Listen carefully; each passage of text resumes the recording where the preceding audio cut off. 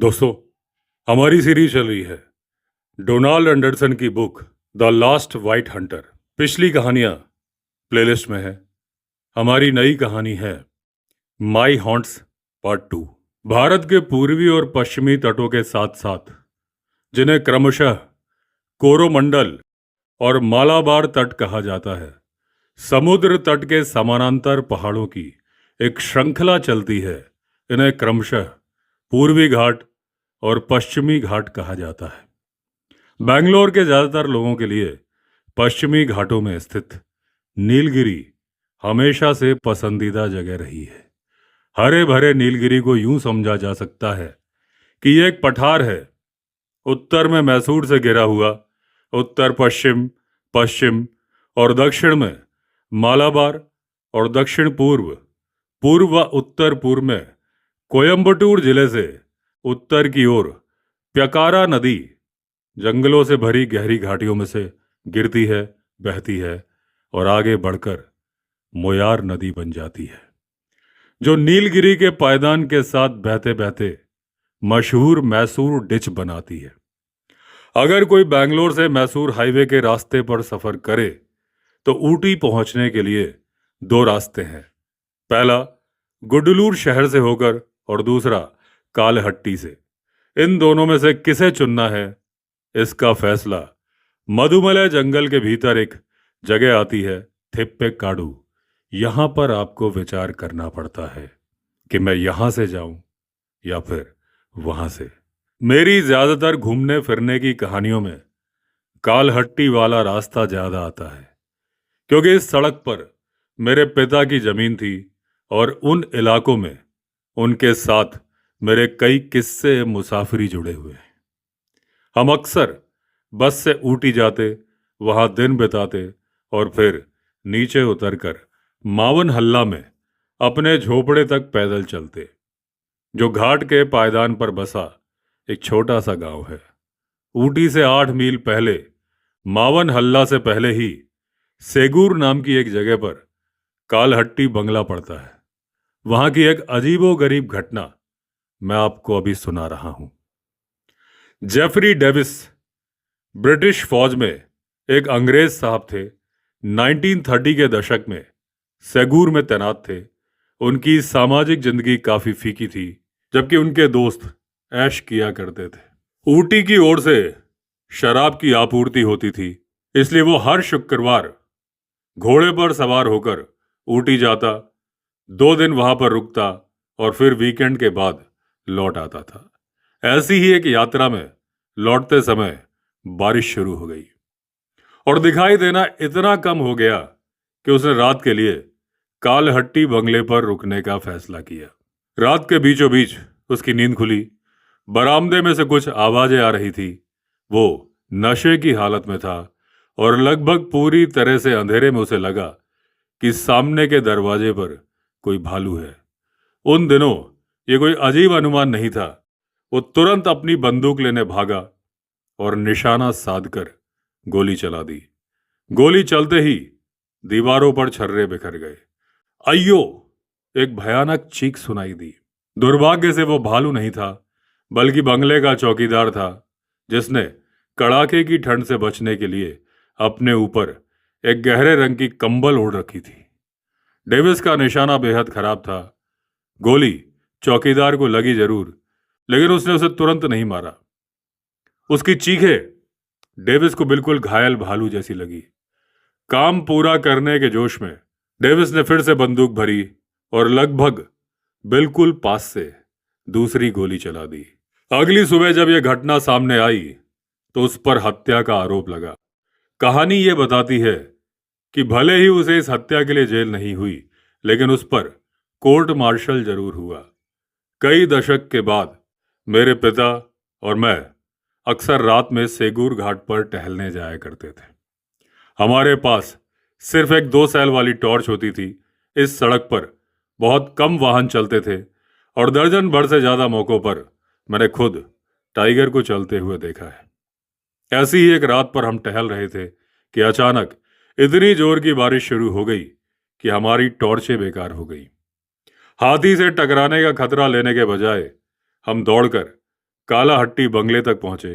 बंगला बंद था, इसलिए हमने तय किया कि बारिश थमने तक बरामदे में ही रुकेंगे। हम पूरी तरह से भीग चुके थे और आग जलाने का कोई रास्ता नहीं था, इसलिए हमने अपनी जैकेटें उतार दी और हवा से दूर एक कोने में लेट गए। हम दोनों बहुत थके हुए थे और फौरन सो गए। करीब रात के 2 बजे ठंड और तेज हो गई। किसी चरमराने की आवाज से मेरी नींद खुल गई। मैंने देखा कि मेरे पिता पहले से जाग रहे थे और उस आवाज को ध्यान से सुनने की कोशिश कर रहे थे। वो आवाज साफ साफ कुएं पर लगी उस चरखी की थी। वो चरखी यानी कि घिरनी, जिससे बाल्टी डालकर रस्सी से पानी खींचा जाता था। उस चरखी में ग्रीसिंग नहीं की गई थी, इसलिए वो बहुत ज्यादा चरमराने की आवाज करती थी। मेरी गर्दन के पीछे के रोंगटे खड़े हो गए। मैं आसानी से डरने वाला इंसान हूं नहीं, लेकिन यह सचमुच डरावना था। इतनी रात में कोई गांव वाला पानी भरने तो आ नहीं सकता था, इसलिए दूसरा कोई कारण मुझे मुमकिन लगा नहीं, सिवाय उस कारण के जिस पर मैं विश्वास नहीं करता था। मेरे पिता इसके उलट मानो किसी भूत से मिलने के विचार को पसंद कर रहे थे। उन्होंने ऊंची आवाज में पुकारा, कौन है वहां पर? जब चरखी का शोर थम गया तो हमने अपनी टॉर्च जलाई और कुएं की तरफ चल पड़े। लेकिन जब हम उस जगह पर पहुंचे तो वहां पर कोई नहीं था।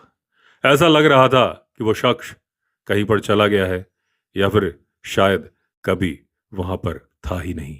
हम वापस बंगले की ओर लौट आए और कुछ ही देर में फिर से वो आवाजें आनी शुरू हो गई। इस बार हम पूरी तरह से आश्वस्त थे कि वहां पर कुछ ना कुछ तो है, लेकिन जब हम उस जगह पर पहुंचे तो फिर हमें कुछ नहीं मिला। अगली बार भी ऐसा ही हुआ और हम ये सोचकर वापस लौट आए कि शायद वो हमारी कल्पना ही थी। हम आखिरकार वापस सो गए। कालहट्टी बंगले से मासिनगुड़ी तक 4 मील का सफर है। ये सड़क कई दिलचस्प जगहों से होकर जाती है। ये सड़क 19वीं सदी के आखिरी दौर में बनाई गई थी। मेरे पिता के पास इस इलाके की पुरानी तस्वीरें थीं। एक तस्वीर थी ऊटी की, बहुत पुरानी, जहां सिर्फ शिकोंज रेस्टोरेंट खड़ा था। दूसरी मयनूर झील की, जहां आज सिर्फ जलकुंभी उगती है। और एक थी चडपाथी की, जिसका जिक्र उसके इतिहास में है। वो एक दिन क्या लेकर आया, मैल्कम बॉन्स की उसी किताब में भी इसका जिक्र मिलता है। असल में रेगी डार्लिंग द्वारा लिखी E.R.K. डेविड्स की किताबों में एक दिलचस्प किस्सा मिलता है। डार्लिंग बताते हैं कि कैसे उनके पिता ऊटी में रहते हुए एक जमीन के सौदे के लिए ऊटी से आकर जंगल में सोए। डेविड्स को शिकार खेलने का बड़ा शौक था और वो अक्सर हाथियों का शिकार करने चित्ता वॉक पर जाते थे, जहां वो हर हाथी पर 9,000 रुपए का इनाम भी देते थे, जो उन दिनों बहुत बड़ी रकम थी। कुछ लोग बताते हैं कि उन्होंने चडपाथी के जंगलों में एक धारा खोज निकाली थी, जिसके बारे में मेरे पिता को शक था कि डेविड्स ने धोखा किया है। मेरे पिता मानते थे कि यह धोखा नहीं था, बल्कि पानी खोजने की उसकी नौकरी का नतीजा था। मुझे याद है, वाइल्ड हर्ट नामक किताब में मवाला प्रॉपर्टी के पीछे की कहानी बताई गई है, जिसका जिक्र कैप्टन जॉन क्लास ने भी किया है। यह प्रॉपर्टी बाद में एयरफोर्स के एक अफसर को बेची गई थी, जिसका नाम था मेंडगर। यह जगह किसी रिजॉर्ट जैसी नहीं थी, बल्कि एक सख्त शिकार का ठिकाना था, जहां मेरे दोस्त और मैं वीकेंड बिताने जाया करते थे। वहां खाने पीने का सारा इंतजाम हमें खुद करना पड़ता था और कमरों में थी सिर्फ यादें, पुराना मांस, मक्खन और चीज, जो शिकार यात्राओं के साथ आने वाली चीजें थी, और रिजॉर्ट द्वारा आयोजित बारबेक्यू। शाम के समय इन झोपड़ियों में रहने वाले लोग और हम लोग अक्सर साथ में बैठकर बॉनफायर के चारों तरफ अपनी शिकार कथाएं और रोमांचक किस्से साझा करते थे। साथ में बड़ा ही शानदार बारबेक्यू होता था। वाकई वो यादगार दिन थे। मेंडेकर ने यह संपत्ति 1971 में चर्च को बेच दी, जो कभी फूस की झोपड़ियों की एक कतार हुआ करती थी। आज उसे क्वाइट कॉर्नर कहा जाता है। ईंट और कंक्रीट से बनी हुई ये बिल्डिंग्स अब उनकी पुरानी दुनिया वाली मोहकता गायब हो चुकी है। मैंने 1980 में मावन हल्ला में स्थित अपने पिता की 3 एकड़ जमीन 5,000 रुपए में बेच दी। ऊटी वाली संपत्ति शायद आखिरी संपत्तियों में से एक थी जिसे मैंने पिता की ओर से बेचा। ये सौदा 80 के दशक के मध्य में लगभग 8,000 रुपये में हुआ। वो एक बेहतरीन जगह थी, लेकिन भारत में विदेशियों के लिए संपत्ति रखने को लेकर सरकारी नियम कायदों के कारण अब ये सब एक बुरे सपने जैसा बनता जा रहा था। एक और जगह जहां मेरे पिता और मैं अक्सर जाया करते थे, वो जगह थी सक्कात एस्टेट नाम की एक प्लांटेशन, जो ऊटी रोड से जरा हटकर जो बसी हुई थी वजयथोट्टम नामक गांव के पास। दूरी थी करीब 5 मील की। उन दिनों एस्टेट तक कोई सड़क नहीं थी, इसलिए हमें अपनी गाड़ी वजयथोट्टम में छोड़कर बाकी रास्ता पैदल तय करना पड़ता था। वजयथोट्टम और सक्कात दोनों ही स्टेट एक एंग्लो इंडियन व्यक्ति डी रोजा के स्वामित्व में थे, जो पहाड़ी की चोटी पर अपनी पत्नी और 2 बेटों के साथ रहता था। उसका वजयथोट्टम में एक टिन की छत वाला शेड था, जिसे उसने कोलेट नाम के एक अंग्रेज को किराए पर दे रखा था। अंग्रेज होने के बावजूद कोलेट पूरी तरह से देशी हो गया था और उसने स्थानीय लोगों की कई बुरी आदतें अपना ली थी, यहाँ तक कि किराया ना देना भी। वो एक स्थानीय महिला के साथ रहता था और मासिनागुड़ी बाजार में सांभर और दूसरे मांस बेचकर पैसे कमाता था। वो निशानेबाजी में माहिर था और अपनी राइफल को प्यार से शॉर्टी बिल कह के बुलाता था। उसका जीवन बेहद आलसी और आरामदेह था। एक सांभर के मांस से उसे बाजार में 20 रुपए मिल जाते थे, जो काफी समय तक उसका काम चला देते थे। जब मैं छोटा था तो कॉलेट और उसकी जीवन शैली मुझे बेहद आकर्षित करती थी।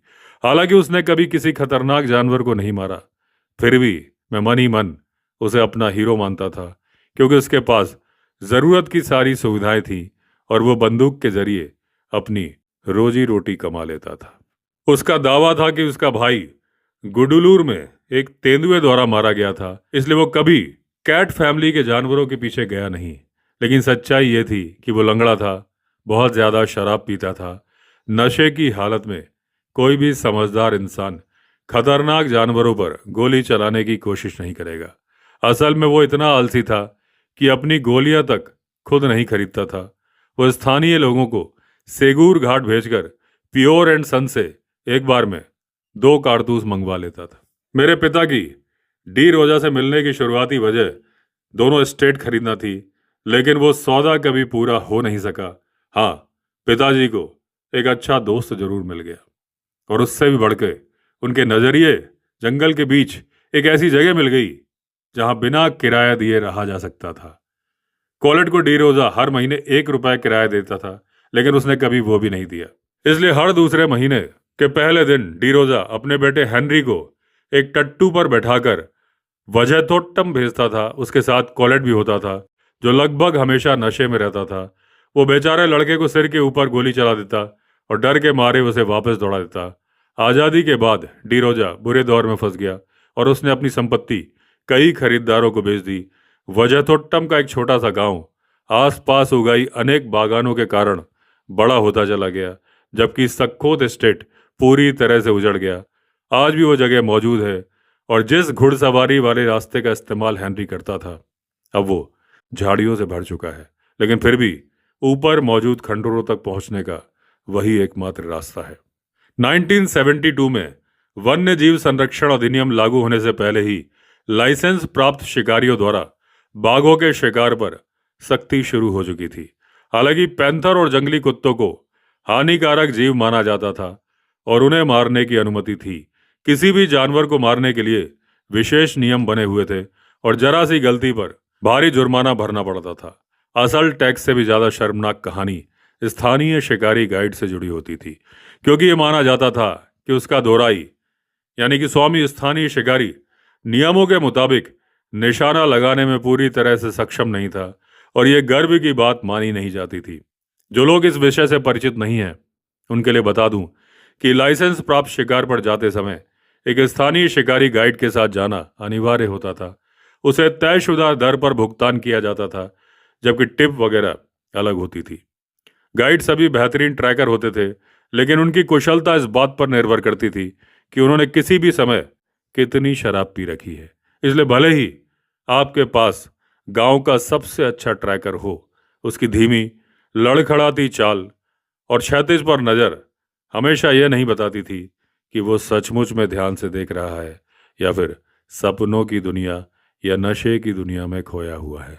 उस समय वहां लगभग 20 आदमी थे, सभी हथियारबंद। वो बाघ को देख रहे थे और उसी पर चर्चा कर रहे थे।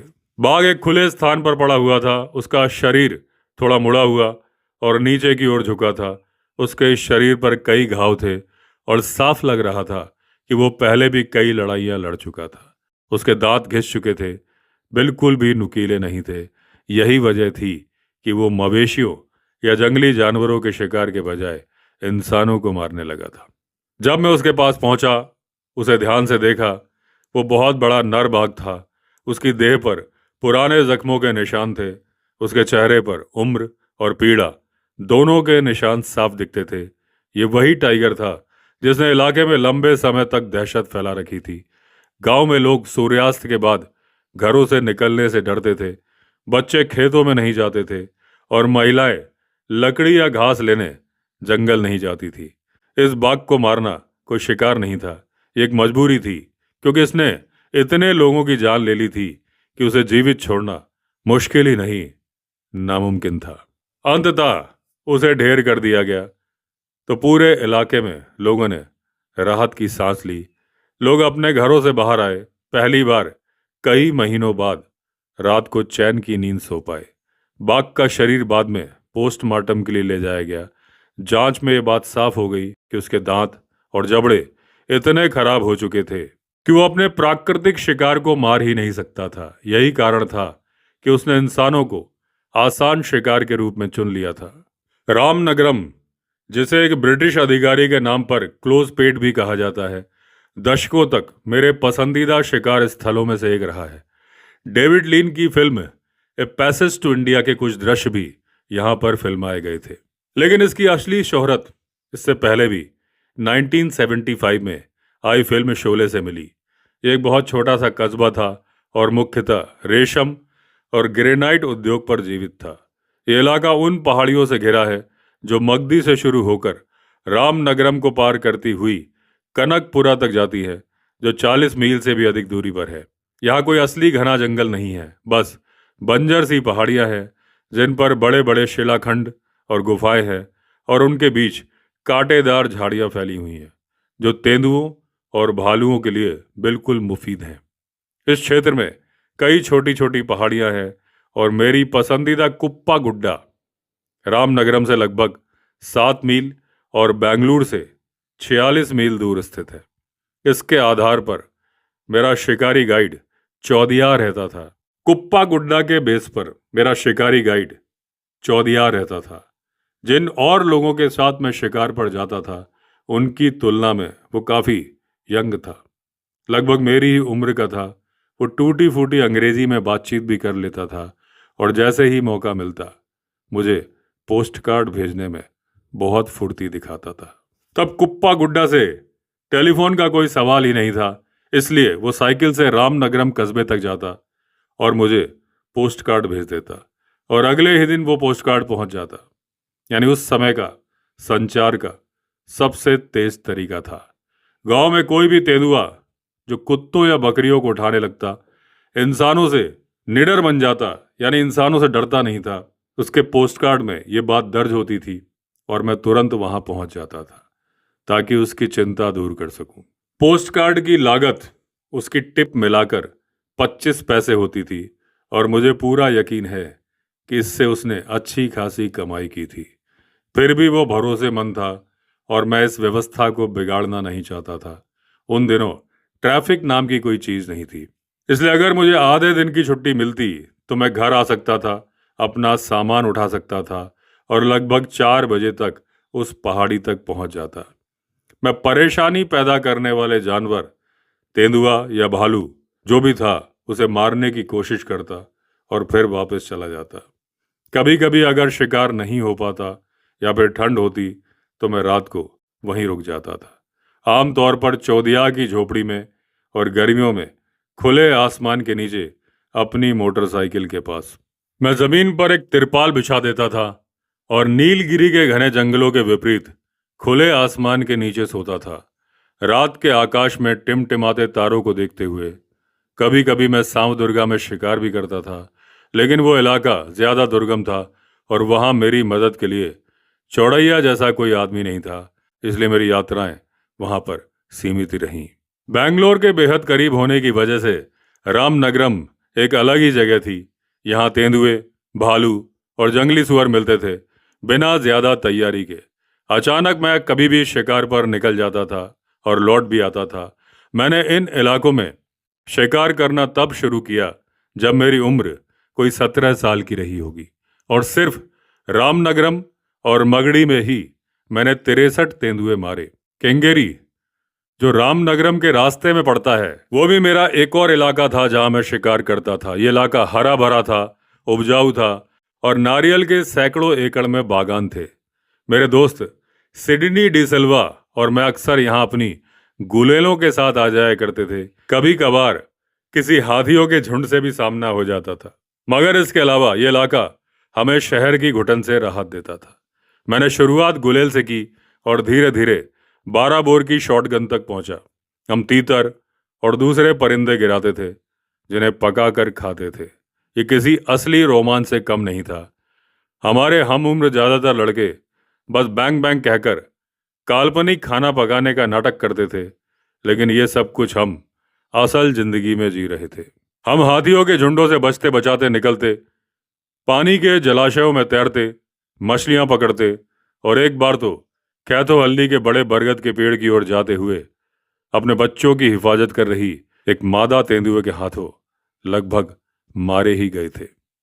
तेंदुओं की दो किस्में होती हैं, एक जंगल का तेंदुआ जो घने जंगलों में रहता है, और दूसरा गांव का तेंदुआ जो आमतौर पर रात में गांवों पर धावा बोलता है और किसी आवारा कुत्ते या बकरी को उठा ले जाता है। दूसरी किस्म रामनगरम में काफी आम थी और अक्सर सीधे गांवों में घुस आती थी। बकरी खानों में घुसकर किसी बदकिस्मत जानवर को घसीट कर ले जाती थी। गांव वालों को डराने धमकाने की इन्हें आदत होती है, इसलिए इंसानों से ये उतने नहीं झिझकते जितना इनका बड़ा रिश्तेदार टाइगर झिझकता है। इन इलाकों में शिकार करते समय चारे के तौर पर ज्यादातर बकरी या भेड़ ही मिलती थी। यहाँ चालाकी ये थी कि बकरी आपको तेंदुए के साथ बैठा हुआ ना देख ले। जब आप उसका इंतजार कर रहे हो, सिर्फ तभी जब उसे लगता था कि वो अकेली थी, तब वो मिमियाने लगती थी और तेंदुए का ध्यान खींचती थी। आमतौर पर मैं उन्हें किसी गुफा या नाले के पास बांधता था जहां मैंने तेंदुए के पैरों के निशान देखे होते थे। या तेंदुओं को मारने के इतने सालों में बहुत कम मौकों पर मैंने अपनी बेट यानी बकरी खोई। उसके पहले ही मैं उसे मार देता था, जब तक कि वो बकरी को मारे। आप मुझे गलत मत समझिए, मुझे बकरी की जान की फिक्र नहीं थी, बल्कि इसलिए कि 1950 के दशक के आखिर तक हर बकरी मुझे 15 रुपए की पड़ती थी। अगर वो मर जाती तो पूरा पैसा डूब जाता, लेकिन अगर उसे बिना खरोच के लौटा देता तो मुझे 10 रुपए वापस मिल जाते थे। कुछ मामलों में मुझे लाइव बेट की जरूरत ही नहीं पड़ती थी, लेकिन जब पड़ती तो चौड़ैया काम संभाल लेता था। टाइगर जब आदमखोर बनता है तो उसके आदमखोर बनने की प्रक्रिया अचानक से नहीं होती है, धीरे धीरे होती है, और उसके पीछे कोई ना कोई ठोस वजह होती है। चोट, बुढ़ापा, बीमारी या इंसानी गतिविधियों से उपजी परिस्थितियां। जब बाघ अपने प्राकृतिक शिकार को पकड़ने में असमर्थ हो जाता है, तब वो आसान शिकार की तलाश करता है और दुर्भाग्य से इंसान उसे सबसे ज्यादा आसान लगने लगता है। कई बार बाघ किसी फंदे, गोली या सुअर के शिकार के जाल में फंसकर जख्मी हो जाता है। ऐसे जख्म उसकी रफ्तार और ताकत दोनों छीन लेते हैं। हिरण, सांबर या जंगली सुअर जैसे फुर्तीले शिकार उसके लिए पहुंच से बाहर हो जाते हैं। ऐसे में खेतों के किनारे काम करता किसान, लकड़ी बीनती औरत, ये जंगल के रास्तों से गुजरता हुआ मुसाफिर उसे बिना ज्यादा मेहनत के मिल जाने वाला शिकार नजर आता है। कुछ मामलों में बाघ बुढ़ापे का शिकार होता है। उसके दांत घिस चुके होते हैं, नाखून कुंद हो जाते हैं और नजर भी कमजोर पड़ जाती है। वो दौड़कर शिकार पकड़ने के बजाय घात लगाकर वार करना पसंद करता है। इंसान जो अक्सर लापरवाही से जंगल के भीतर या बाहर के किनारों पर चलता फिरता है, ऐसे बूढ़े बाघ के लिए आसान शिकार बन जाता है। एक और वजह यह भी देखी गई है कि जब इंसान किसी तरह बाघ को घायल कर देता है तो वो दर्द या डर के साथ पहली बार मानव देह का स्वाद चख लेता है तो कभी कभी वही स्वाद उसकी आदत बन जाता है। इसके बाद वो इंसान को ही अपना शिकार समझने लगता है, ना कि किसी असाधारण या डरावनी चीज के रूप में। इसलिए यह समझना बहुत जरूरी है कि आदमखोर बाघ कोई जन्मजात हत्यारा नहीं होता। वो हालात का मारा होता है, जख्मों का, भूख का और इंसानी दखलंदाजी का। जंगल का ये राजा जब इंसान पर हमला करता है तो उसके पीछे अक्सर हमारी ही बनाई हुई परिस्थितियां छुपी होती हैं। एक बार पैंथर को देखने के लिए हम गए। मेरे साथ एक सहायक भी था। हमारा सामना जिंदा पैंथर से हो गया, गुस्सैल पैंथर से। मेरा सहायक बहुत डर रहा था। मेरे कंधे पर बंदूक थी। मैंने धीरे से उसके कंधे पर हाथ रखा उसे समझाने के लिए, लेकिन मैंने देखा कि वो डर से कांप रहा था। अब उसे समझ में आ गया था एक मरे हुए पैंथर को देखने और रात के अंधेरे में सामने आकर खड़े हुए एक गुस्सैल पैंथर के बीच का फर्क उसकी कल्पना से कहीं ज्यादा खतरनाक है। अगले ही पल में एक तेज अमोनिया जैसी बदबू से मैं टकराया। मुझे ऐसा लगा सूखी जमीन पर किसी ने मानो बहुत तेज खाद डाल दी हो। मैं उससे एक हाथ की दूरी से भी कम था, इसलिए आगे क्या होगा देखने का इंतजार नहीं किया। उसके कान में फुसफुसाकर चेतावनी दी और हवा में एक गोली दाग दी। कहने की जरूरत नहीं कि उस पैंथर के बाद वो मेरा साथी फिर कभी किसी दूसरे शिकार पर नहीं गया। और शायद वो अमोनिया की गंध उसका यूरिन ही था, यानी डर के मारे उसने पेशाब कर दी थी। बरसों तक शिकार करते हुए मैंने सीखा कि पैंथर हल्की धूप में अपनी गुफाओं के बाहर बैठकर धूप सेकने के आदी होते हैं। मेरी आजमाई हुई रणनीति ये थी कि मैं उन्हीं खास वक्त में उन्हें ढूंढूं, हमेशा उनकी गुफाओं के ऊपर चढ़कर ऊपर से उनका पीछा करता हुआ। मैंने यह भी नोट किया कि वे ऊपर की ओर, खासकर पीछे की तरफ, कभी नहीं देखते। उनकी इस आदत का मैंने भरपूर फायदा उठाया। इन तमाम फायदों के बावजूद कई बार ऐसा हुआ है कि मैं काम पूरा नहीं कर पाया और जख्मी पैंथरों का पीछा करना पड़ा ताकि उनकी तकलीफ का अंत तुरंत किया जा सके। रामनगर में कोई माहिर आदिवासी ट्रैकर नहीं था, इसलिए अक्सर मुझे एक शिकारी गाइड की जरूरत पड़ती थी। ये काम बेहद मुश्किल था।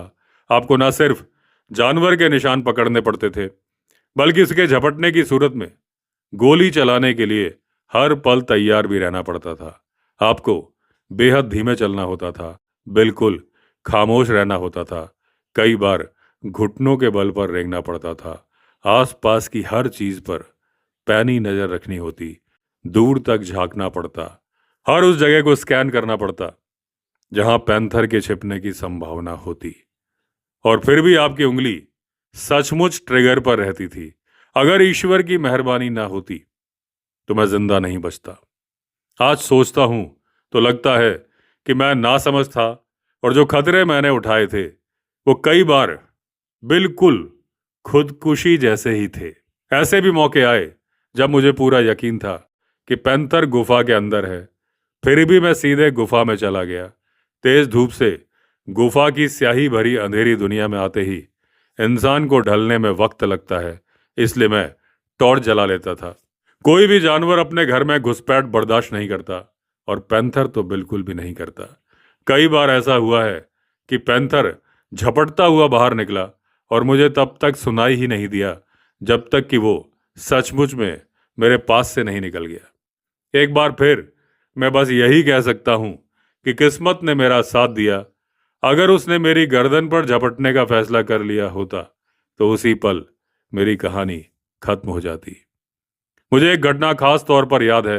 एक शाम मैंने गुफा के बाहर बैठे पैंथरों के एक जोड़े को देखा। मैंने पहले नर पर गोली चलाई क्योंकि वो ज्यादा आक्रामक होते हैं। मुझे नहीं पता कि गोली लगी या पूरी तरह से चूक गई, लेकिन दोनों पैंथर गुफा के अंदर भाग गए, ये जानते हुए कि उनकी इंद्रियां अब पूरी तरह से चौकन्नी होंगी। मैंने उस दिन अंदर जाने की हिम्मत नहीं की। एक बार मैं एक आदमखोर का पीछा कर रहा था। मैं उस जगह पर पहुंचा जहां आदमखोर के होने की संभावना थी। हम लोग बिल्कुल चुपचाप और बेहद सावधानी से आगे बढ़े। जब उस जगह पर पहुंचे जहां आदमखोर ने आखिरी शिकार किया था तो चारों तरफ गहरी खामोशी छाई हुई थी। हवा में एक अजीब सी बेचैनी महसूस हो रही थी। जमीन पर खून के धब्बे, घिसे हुए निशान और टूटी हुई झाड़ियां साफ बता रही थीं कि यहाँ हाल ही में संघर्ष हुआ है। बाघ अपने शिकार को खींचते हुए पास की झाड़ियों में ले गया था। हमारे दल के लोग जानते थे कि ये वही आदमखोर है जिसने इलाके में दहशत फैला रखी थी। हर कदम फूंक फूंक कर रखा जा रहा था, क्योंकि जरा सी गलती जानलेवा साबित हो सकती थी। तभी अचानक सामने झाड़ियों में हलचल हुई। सभी बंदूकें एक साथ उस दिशा में तन गईं। कुछ ही पलों में टाइगर दिखाई दिया, जख्मी लेकिन अब भी खतरनाक। उसकी आंखों में डर कम और गुस्सा ज्यादा था। यही वो पल था जिसका सब लोग इंतजार कर रहे थे। मैंने गोली मारी, टाइगर ढेर हो गया। मेरे शिकार शुरू करने के बाद रामनगरम में मेरे पिता सिर्फ एक ही बार आए थे, और वो भी एक अजीब सी घटना की वजह से। ये मेरे शुरुआती दिनों की बात है, जब मेरी उम्र कोई 22-23 साल की रही होगी। कानों तक मैं पसीने में भीगा हुआ था और अपने ऊपर जरूरत से ज्यादा भरोसा भी करता था, यानी कि ओवर कॉन्फिडेंट था। मुझे लगता था कि मुझे किसी की मदद की जरूरत नहीं है। मैंने इस बात को नजरअंदाज कर दिया था कि मेरे पास पिताजी का शिकारी नंजैया मौजूद था, और तय कर लिया था कि यह शिकार मैं अकेले ही करूंगा। अगले दिन की सुबह मैंने एक तेंदुए के चट्टानी उभार पर धूप सेकते हुए देखा और उस जगह को ढूंढने का रास्ता मन में दर्ज कर लिया। शाम लगभग 4:30 बजे मैंने चढ़ाई शुरू की। गर्मी बहुत जोरदार थी, पसीना बेहिसाब बह रहा था, लेकिन मुझे पूरा यकीन था कि उस वक्त कोई भी आत्मसम्मान वाला शिकारी यानी कि तेंदुआ बाहर नहीं निकलेगा। मैं ऊपर चढ़कर एक ऊंचे स्थान से अपने निशाने को देखने ही वाला था कि अचानक आंख के कोने से मुझे हल्की सी हरकत दिखी। कुछ दूरी पर चट्टानी किनारे पर मेरा तेंदुआ बैठा था और वो मुझसे मुंह मोड़े हुए था। मैंने अपने दिल की धड़कन को काबू में आने दिया, धीरे धीरे सांस छोड़ी और गोली चला दी। वो गायब हो गया, लेकिन मुझे यकीन था कि मेरा निशाना सही लगा है। मैं धीरे धीरे ऊपर बढ़ने लगा। थोड़ी देर बाद जब मैंने ये देखने की कोशिश की कि मैंने जो काम किया था उसका नतीजा क्या हुआ और ऊपर नजर उठाई, तो एक अजीब सा मंजर दिखा। तेंदुआ वहीं पर था और सीधे मुझे घूर रहा था। वो बिल्कुल ठीक हालत में लग रहा था, मानो बहुत डेस्परेट हो, मुझसे हिसाब बराबर करना चाहता हो। मुझे यकीन नहीं हो रहा था कि मैं निशाना चूक गया हूं। मैंने फिर अपनी सांस संभाली, निशाना साधा और गोली चला दी। अब मैंने उसे पलटी खाकर गायब होते देखा। इस बार मैं जानता था कि मेरा निशाना नहीं चूका। अब मैं जानने के लिए उतावला था कि क्या पहली गोली भी लगी थी कि नहीं लगी थी। अंधेरा घिरने लगा और मैंने अपनी 2 सेल वाली टॉर्च जला ली। मैं उसी जगह के आसपास रोशनी डाल रहा था, तभी मुझे एक हिस्से की आवाज सुनाई दी। जाहिर सी बात है, मैंने आवाज की दिशा में टॉर्च घुमाई और बाएं हाथ को गोली चलाने के लिए स्थिर किया। यकीन करना मुश्किल था, लेकिन तेंदुआ फिर मेरे सामने था, ज्यादा दूर नहीं था। उसकी आंखों में डर और उलझन साफ झलक रही थी। इतनी नजदीक से चूकना मुमकिन ही नहीं था। वो लगभग सब्र से खड़ा था, मानो आखिरी गोली का इंतजार कर रहा हो जो उसके दुख का अंत तुरंत कर दे। मेरे अंदर वो करने का दिल नहीं था, और यह उन गोलियों में से एक थी जिसमें ट्रिगर दबाते वक्त कोई रोमांच नहीं होता। तेंदुआ मेरे सामने ही ढेर हो गया। कुछ देर आराम करने के बाद मैंने कुछ डालियां तोड़ी और उसे ढक दिया ताकि सुबह गिद्ध उसे ना ढूंढ लें। अंधेरे में से किसी तरह मैं गांव वापस पहुंचा और एक खाट के नीचे सो गया। मेरी नींद लगातार मच्छरों से टूटती रही, और ये एक अकेली वजह नहीं थी कि मैं सूरज निकलने का इंतजार कर रहा था। सुबह मैंने गांव से एक आदमी लिया ताकि तेंदुए को नीचे लाने में मदद मिल सके। हम दोनों उस जगह पर पहुंचे। तेंदुआ वहीं पड़ा था, रिगर मोर्टिस से अकड़ा हुआ। मुझे हैरानी हुई कि मैं सिर्फ एक ही जगह देख पा रहा था जहां मेरी गोली ने उसे मारा था। तभी मैंने एक चीख सुनी। मेरा नया दोस्त उत्साह से किसी चीज की ओर इशारा कर रहा था। मैं वहां पहुंचा और अपनी आंखों पर यकीन ही नहीं कर पाया। कुछ ही फीट की दूरी पर एक और मरा हुआ तेंदुआ पड़ा था। जैसे ही मेरी निगाहें पूरे इलाके पर घूमी, मैंने जमीन पर कुछ और पड़ा हुआ देखा। कैक्टस की झाड़ी के नीचे एक और पैंथर था। असल में मैंने 3 गोलियों में 3 पैंथर मार दिए थे, और पूरे समय यही सोचता रहा कि बस एक ही पैंथर है। ध्यान से देखने पर पता चला कि उनमें से एक मादा थी और बाकी 2 नर। बात जोड़कर समझ में आया कि मादा हीट में रही होगी और दोनों नर उसे पाने के लिए वहां पर आ पहुंचे होंगे। सबको साथ ले जाना मेरे लिए मुमकिन नहीं था, इसलिए मैंने किसी तरह अपने पिताजी तक खबर भिजवाई कि जीप लेकर आए और मुझे और मेरा बाकी सामान लेकर जाए। तीनों खाले देखकर वो हैरान रह गए। हालांकि 3 पैंथर मारने पर उन्होंने मुझे काफी डांटा, लेकिन अंदर ही अंदर उसे इस कहानी पर गर्व भी था और वो इसे अक्सर अपने दोस्तों को सुनाया करते थे। 60 के दशक के मध्य तक पिताजी ने बंदूक रखना छोड़ दिया था और वो संरक्षणवादी बन चुके थे। उन्हें मेरा यह निर्दयी शौक बिल्कुल पसंद नहीं था और इस मुद्दे पर हम दोनों के बीच कभी सहमति नहीं बन पाई। हालांकि मैं 50 और 60 के दशक में संगम गया था, लेकिन वन्य जीव अधिनियम पास होने के बाद जैसा जोश पहले था वैसा फिर कभी रहा नहीं। वजह सिर्फ ये नहीं थी कि मैंने पिताजी से कभी शिकार न करने का वादा किया था, बल्कि तब तक मैं 40 की उम्र पार कर चुका था और शिकार के प्रति मेरा जुनून काफी कम हो गया था। लेकिन जंगलों से मेरा अटूट प्यार ऐसा था जिसे मैं छोड़ नहीं सकता था। मजबूरी में मछली पकड़ना मेरा नया शौक बन गया और संगम मेरा वीकेंड का ठिकाना। संगम बेंगलुरु से 62 मील और कनकपुरा, जिसे पहले कंकनहल्ली कहा जाता था, वहां से 16 मील दूर है।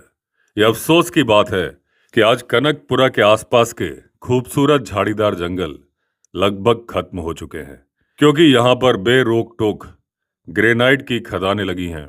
संगम उस जगह को कहा जाता है जहां अर्कावती नदी महान कावेरी नदी से मिलती है। पानी के किनारे ही एक सुंदर फॉरेस्ट बंगला है जो उन इलाकों की इकलौती बड़ी इमारत हुआ करती थी। मुझे याद है जब पिताजी और मैं वहां पर पहुंचते थे तब तक सूरज ढल चुका होता था और दूर से बालकनी पर रखे एक अकेले दीपक की रोशनी दिखाई देती थी जो मीलों तक इकलौती रोशनी होती थी। हालांकि पहली मंजिल पर 2 कमरे थे, लेकिन हमारी पसंदीदा जगह बालकनी ही थी। जब तक बारिश ना हो हम खुली हवा में ही सोते थे। पिताजी कुर्सी पर बैठकर पाइप पीते हुए अंधेरे में दूर तक देखते रहते थे। झींगरों की आवाज और बहती नदियों की गूंज के बीच कभी कभी मछली के पानी में कूदने की हल्की सी आवाज या नदी किनारे उगे विशाल पेड़ों में बैठी मछली पकड़ने वाले उल्लू की उदास हूट सुनाई देती थी। देखभाल करने वाले के अलावा आसपास कोई होता नहीं था। वो भी अपनी कोटा पीकर गहरी नींद में सो चुका होता था। मेरी यादों में टाइनी सैडन पहला व्यक्ति था जिससे मेरी मुलाकात हुई। मैं अक्सर सांगन जाया करता था। यह स्थान मुझे बहुत प्रिय था। मैंने अपने पिता को भी 1960 के दशक के अंत में उस जगह पर ले जाके उस जगह से परिचित कराया। वो उसे बेहद पसंद करते थे। हमने उथली जगहों में कई बार पैदल नदी को पार किया है और कभी कभी नदी के गहरे हिस्सों को भी तैरकर पार किया है। जब भी नदी का जल स्तर बढ़ जाता हम मेकेदातु से दूर ही रहते, क्योंकि वहां घाटी बेहद सक्रिय हो जाती है और पानी एक डरावनी गर्जना के साथ बहता है।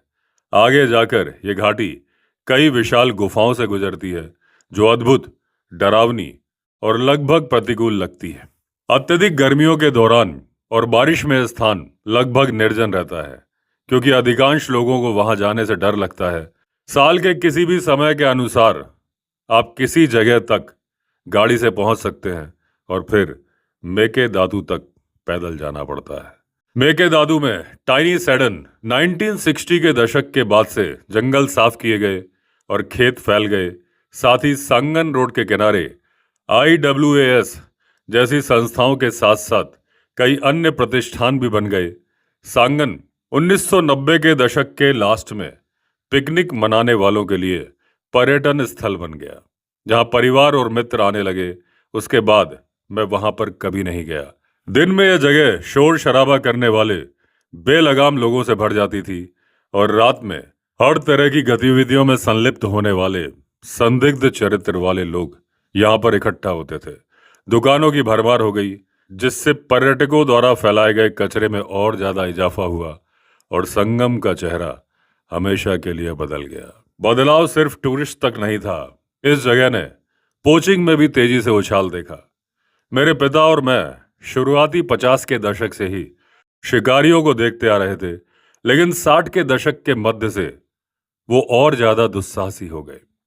उनकी अतृप्त लालच की कोई सीमा नहीं रही। और नदी में डायनामाइट लगाकर मछलियां मारना बहुत आम हो गया। हिरण या जंगली सुअर को गोली मारने के अलावा जहां केवल एक जानवर मारा जाता है, नदी में विस्फोट का असर 10 गुना बढ़ जाता है और उसका परोक्ष नुकसान आश्चर्यचकित कर देने वाला होता है। जहां पर विस्फोट होता है, एक निश्चित दायरे में मौजूद कोई भी जीव या तो सुन्न हो जाता है या फिर मर जाता है और सतह पर आकर इंतजार कर रहे मछुआरों द्वारा उठा लिया जाता है। इनमें से अधिकांश मछलियां इतनी छोटी होती है कि किसी काम की नहीं रहती और उन्हें फिर नदी में फेंक दिया जाता है, जहां पर वो सड़ जाती है या बड़ी मछलियों और मगरमच्छों का आहार बनती है। पहले ये हरकतें सुबह सुबह या शाम के टाइम पर होती थी, लेकिन बाद में ये पोचर्स इतने निडर हो गए कि दिन में भी धमाकों की आवाजें सुनाई देने लगीं। जब हम एंगलिंग यानी मछली पकड़ने में लगे होते थे, तब भी पानी के ऊपर गूंजती हुई आवाजें यानी कि धमाकों की आवाजें सुनाई पड़ती रहती थी। इस तरह से उच्छृंखल गतिविधियां संगम से वहां की वन्य जीव संपदा के नष्ट होने के लिए जिम्मेदार रहीं। 1973 के आसपास एरिक बोयसिंगर, ऑर्थर ग्रीनवुड और मैंने तय किया कि इस तबाही को रोकने के लिए कुछ तो करना होगा। हमें इन शिकारियों को रोकना ही था। मौजूद सरकारी तंत्र को कोई परवाह नहीं थी और हमें पता था कि नदी की निगरानी और मछलियों की अंधाधुंध हत्या रोकने के लिए संसाधन तैनात करने की हमारी मांग का मजाक ही उड़ाया जाएगा। मुझे एक ऐसा ही वाकया याद है जब हम एक सीनियर फॉरेस्ट ऑफिसर से मिले। नए कानून को लेकर उनकी समझ बेहद विचित्र थी। स्थलीय जानवरों का शिकार अपराध था, लेकिन मछलियों के मारने में वो शोर शराबा समझ ही नहीं पाए। उनके अनुसार वाइल्ड लाइफ का मतलब जमीन पर रहने वाला हर जीव था। नदी में जो है उसे निकालने की क्षमता रखने वाला कोई भी व्यक्ति उसे वैध यानी वैलिड शिकार समझ सकता है। जहां आर्थर और मेरा उत्साह टूटने लगा, वहीं एरिक के डच जीनों ने उन्हें डटे रहने की जिद दी और इसी दृढ़ता से एक उल्लेखनीय पहल की नींव पड़ी। वो केवल उत्साही फिशरमैन नहीं थे, उनमें दूरदर्शिता ऐसी थी तो जानते थे कि अगर हालात ऐसे ही रहे, उन्हें पता था कि संगम दक्षिण भारत में महासीर मछली का आखिरी गढ़ है, उन्हें इसकी रक्षा करनी ही होगी। इसलिए मायराडा समूह की मदद से 1976 में WASI यानी wild life association of south India की स्थापना में सहयोग किया उन्होंने, और उन्होंने सरकार से लीज पर 28 किलोमीटर लंबा नदी का एक हिस्सा लिया और संरक्षण परियोजना शुरू करी। इस क्षेत्र में अवैध शिकार को रोकने के लिए पहरेदारों के एक छोटे समूह को हम लोग पेमेंट करते थे। इस हिस्से में मछली पकड़ने, एंगलिंग की अनुमति केवल परमिट लेकर और केवल सुबह से शाम के बीच ही थी, वो भी सिर्फ रॉड और रील के साथ, और पकड़ी गई हर मछली को वापस छोड़ना अनिवार्य था। ये कुछ नियम थे जिन्हें WASI ने लागू किया। अपनी तमाम कोशिशों के बावजूद एरिक को वो पहचान कभी नहीं मिल सकी जिसके कि वो हकदार थे, और ये दुर्भाग्यपूर्ण है कि संगम के अधिकांश मछुआरे आज भी नहीं जानते कि ऐसा कोई व्यक्ति कभी था भी। आखिर WASI का अधिग्रहण जंगल लॉजेज एंड रिजॉर्ट्स ने कर लिया और उन्होंने डोडा मक्कली, चिक्का मक्कली, भीमेश्वरी और गालीबोर जैसे कुछ पुराने फिशिंग कैंपों में रिजॉर्ट स्थापित किए। आज WASI का पूरे कावेरी क्षेत्र पर नियंत्रण नहीं रहा, बल्कि केवल शिवन समुद्रम क्षेत्र तक ही सीमित है। मुसलमान इसे बस्ती कहते थे और वहां रहने वाले स्थानीय हिंदू इसे डोड्डी कहते थे। संगम किसी भी तरह से एक गुप्त स्थान नहीं था। वास्तव में मैसूर के महाराजा इसे बड़े पैमाने पर इस्तेमाल करते थे। वो एंगलिंग और शिकार के शौकीन थे, यहां तक कि 40 और 50 के दशक में भी शाही दल नदी के किनारे शिविर लगाता और विशेष रूप से आमंत्रित मेहमानों के साथ हफ्तों तक ठहरता। मुझे नहीं लगता कि उन्होंने कभी कोई गंभीर शिकार किया। संभव है कि कभी कभी जंगली सुअर या फिर तेंदुआ मारा हो, लेकिन उस कैंपिंग का मुख्य उद्देश्य मछली पकड़ना ही था। संगम काफी हद तक बेंगलोर के लोगों या हैदराबाद राज्य के नवाबों और अन्य राजघरानों तक सीमित था। अंतर्राष्ट्रीय प्रसिद्धि तब मिली जब एक ब्रिटिश नागरिक पॉल बूटे के प्रयास सामने आए। वो एक उत्साही एंगलर थे जो शिवन समुद्रम में रहने वाले कुछ दोस्तों के माध्यम से इस जगह तक पहुंचे। संगम देखने के बाद वो यूरोप घूमे और रहस्यमय तथा जादुई भारत के जंगलों में नदी मछुआरों के लिए एल डोरोडो जैसी इस जगह की कहानियां बुनते रहे। मुंह जबानी प्रचार के जरिए चुनिंदा एंगलर भारत आने लगे। इनमें एक ऐसे सज्जन भी थे जो वर्षों बाद टीवी की दुनिया में एक बड़ा नाम बने। बड़ा मोड़ तब आया जब बूटे 1978 में स्वीडन गए और एबी उर्फा ब्रिकेन एंगलिंग कंपनी को यहां आने के लिए राजी कर लिया। एबीयू की टीम ने वहां लगभग 2 महीने बिताए, अपने वाटर प्रूफ टेंटों में डेरा डालकर केवल बुनियादी जरूरतों के साथ, यहां तक कि प्याज भी खाते थे रोटी के साथ। इन लोगों ने महासीर की भोजन की आदतों को समझा और स्थानीय लोगों को नीचे की परत में भोजन करने वाली मछलियों जैसे महासीर को पकड़ने के बेहतर तरीके सिखाए। तब तक लोग चारे के रूप में छोटे केकड़े और नन्ही मछलियां टिडलर्स इस्तेमाल करते थे, लेकिन एबीयू टीम ने पाया कि रागी ज्यादा कारगर है। उस समय रागी 20 पैसे प्रति किलो में मिल जाती थी और आसानी से उपलब्ध थी, इसलिए जल्दी ही ये संगम आने वाले सभी एंगलरों के लिए डिफॉल्ट चारा बन गई। इसी दौरान एबीयू की टीम की मुलाकात बॉय सिंगर से हुई और वे उनसे इतने प्रभावित हुए कि मैं क्या बताऊं। दरअसल उसके लिए विशेष रूप से एक फिशिंग रॉड बनवाई गई थी और उसे पहली बार बनाया गया कावेरी पैनासोनिक बूम भेजा गया। एक बेहद सुंदर रॉड जिसे एरिक ने जीवन भर संजोकर रखा और उसकी रक्षा की। संगम दक्षिण भारत में महासीर मछली पकड़ने के एक निश्चित और प्रसिद्ध स्थान के रूप में जाना जाने लगा था। यहाँ पाई जाने वाली मुख्य प्रजातियां थी golden mahseer, silver mahseer, black mahseer और विशाल हम्पबैक महासीर, जिसे नारंगी पंखों वाला महासीर भी बोला जाता है। महासीर कॉर्प फैमिली की मछली है और मछली पकड़ने का शौक रखने वाले अंग्रेजों के लिए एक बहुमूल्य मछली थी। उनके देश में पकड़े जाने वाली ट्राउट मछली का एक बेहतरीन विकल्प था। ये दुर्भाग्यपूर्ण है कि कावेरी नदी में लाई गई ब्लूफिन महासीर ने देशी नारंगी पंखों वाली हम्पबैक महासीर को लगभग विलुप्ति के कगार पर पहुंचा दिया। इन बहुमूल्य शिकार करने वाली मछलियों के अलावा यहाँ मिन्नो, वॉर्ब्स और दूसरी कॉर्प प्रजातियां भी मिलती थीं, जैसे grass carp, common carp, Karnataka carp, rohu, catla, murrel, मुलेट्स, ईल और तिलापिया। मछली पकड़ने के लिए सबसे अच्छे महीने जनवरी से लेकर मार्च तक होते हैं। अप्रैल आते आते गर्मियों की शुरुआत के साथ पानी उतरने लगता है। साल के इस समय में तो कोई खुले में सो भी सकता है और पानी के किनारे पर ही जंगली जानवरों को देख भी सकता है। संगम में जो आवास का नुकसान था केवल महासीर मछली तक ही सीमित नहीं था। एक और जानवर जो इन इलाकों से गायब होता हुआ प्रतीत हो रहा था वो था ऊद बिलाव। ये अत्यंत शर्मीले जीव हैं, लेकिन अगर किस्मत अच्छी हो तो सुबह सुबह नदी के किनारे उन्हें देखा जा सकता है, जहां उनके छोटे छोटे बिल होते हैं। लेकिन 90 के दशक की शुरुआत तक मैंने पूरी तरह से उन्हें देखना बंद कर दिया। एक बार हमारा पूरा समूह संगम पहुंचा। जितना हम चाहते थे उससे कहीं देर से, फिर भी हमने मछलियों की अच्छी खासी संख्या पकड़ ली। हालांकि उन मछलियों में कोई भी मछली बहुत ज्यादा बड़ी थी नहीं। हमने मछलियों को उन प्लास्टिक की बाल्टियों में रखा जो हम अपने साथ लाए थे, लेकिन फिर हमें एहसास हुआ कि हम पहले ही इतनी बिरयानी और कबाब पैक कर चुके थे कि मछली पकाने की जरूरत ही नहीं थी। तो फिर किया क्या जाए। टीनी द्वारा सिखाई गई एक सरल तरकीब काम में आई। हमने एक मछली पकड़ने की डोर ली, उसे हर मछली के मुंह से डालकर गलफड़ों से बाहर निकाला। इस तरह से सारी मछलियों को एक साथ पिरो दिया।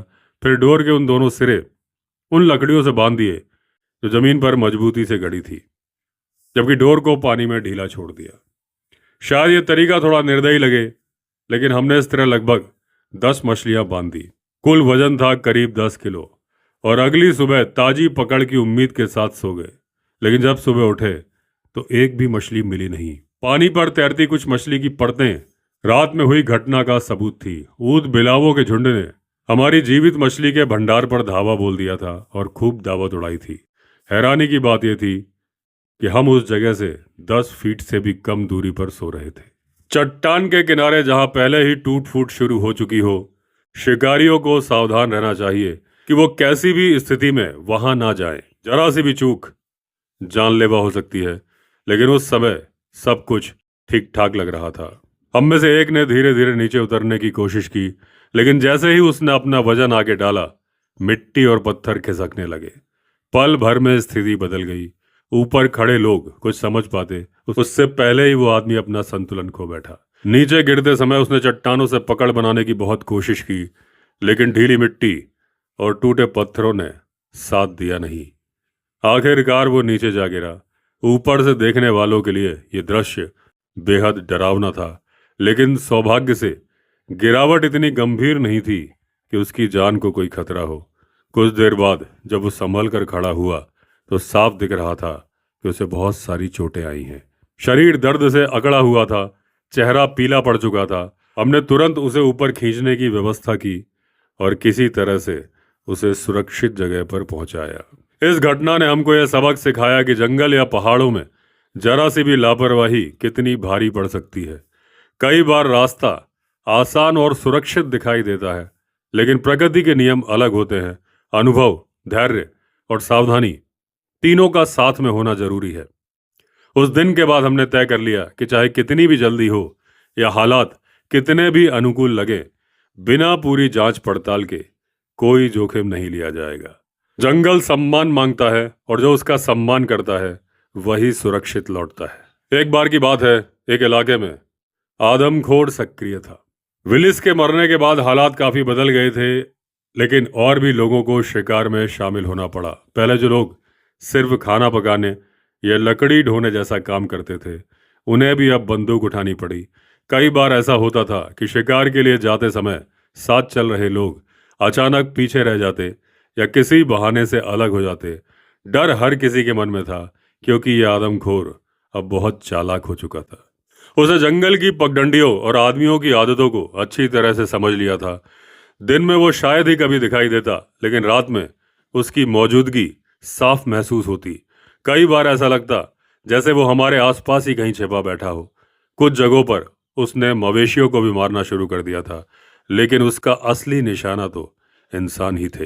एक बार जब हम गांव के पास पहुंचे तो पता चला कि बाघ ने एक आदमी को घर के दरवाजे से ही उठा लिया था। लोगों में दहशत फैल गई थी। औरतें और बच्चे घरों से बाहर निकलने से डरने लगे थे। खेतों में काम लगभग बंद हो गया था।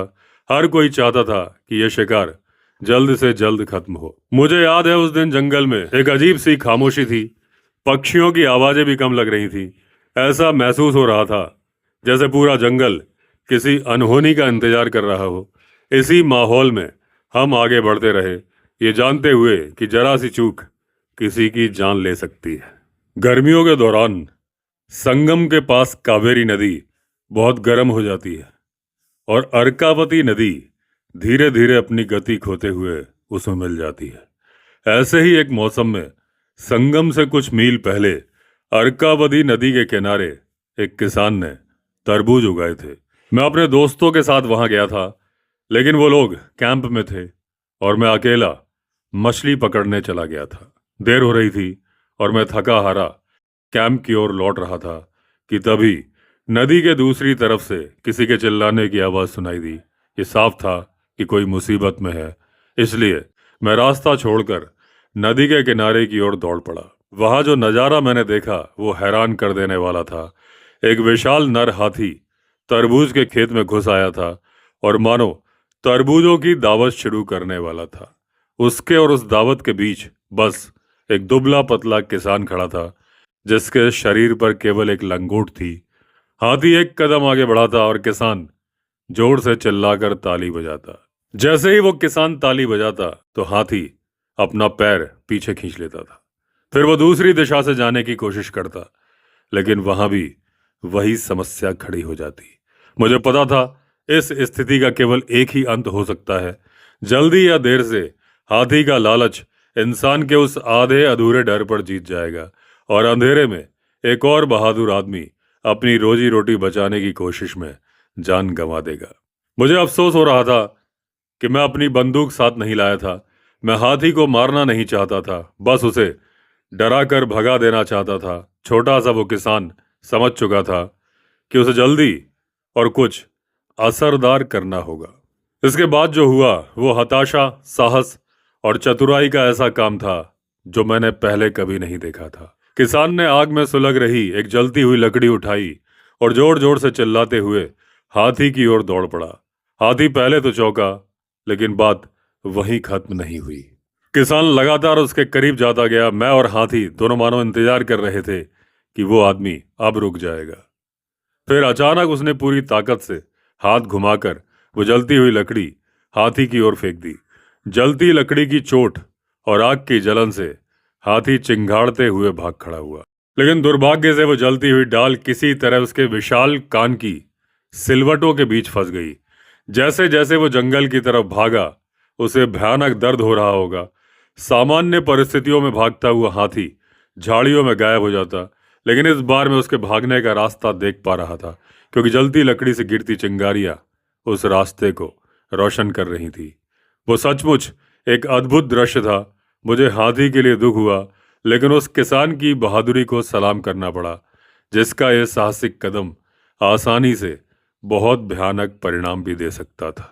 उन दिनों हाथी लालटेन की रोशनी से बहुत घबराते थे या फिर बहुत शक करते थे, शंका करते थे। ये तरीका हमें ज्यादातर समय सुरक्षित रखता था। 50 के दशक के आखिरी वर्षों में एक अजीब घटना हुई, जब मैं अपने दोस्तों जीन, बंटी और थंगा वेलू के साथ गालीबोर में मछली पकड़ने गया था। उस समय हाथियों से बचाव के लिए मेरा तरीका यह था कि पेड़ों की कुछ शाखाएं नीचे खींचकर उन पर कैरोसिन से भरे हैरिकेन लालटेन बांध देता था और फिर शाखाओं को छोड़ देता था। इससे लालटेन ऊपर ऊंचाई पर लटक जाती और चारों ओर रोशनी फैलती रहती थी। अगले दिन रस्सियों को खींचकर शाखाएं नीचे लाई जाती और लालटेन उतार ली जाती। मैं इन लालटेनों को हमारे मुख्य तंबुओं और खाटों से लगभग 100 गज दूर चारों दिशाओं में लगा देता था।